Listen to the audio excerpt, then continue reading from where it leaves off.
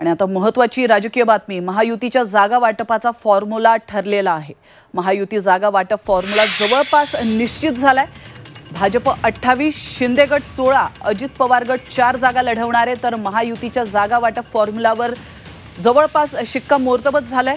महायुतीच्या बैठकीत लोकसभा मतदारसंघाच्या जागा वाटपाची चर्चा सकारात्मक झाल्याचं कळतंय। महायुतीची आणखी एक बैठक होणार आहे आणि त्यानंतर तीनही पक्षांचे जागा वाटप जाहीर होणार आहे, अशी माहिती सूत्रांनी दिली आहे।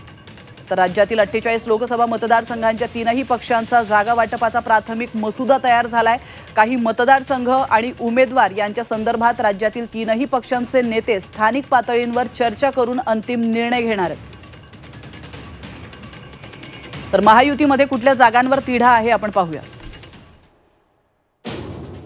उत्तर पश्चिम मुंबई, रत्नागिरी, सिंधुदुर्ग, रायगड आणि शिरूर या जागांवर महायुतीमध्ये तिढा आहे, तर मावळ, नाशिक, रामटेक आणि पालघर या देखील जागांवर महायुतीचा तिढा पाहायला मिळतोय आणि ठाणे, संभाजीनगर, धाराशिव, परभणी आणि यवतमाळ या जिल्ह्यांची देखील नावे आहेत।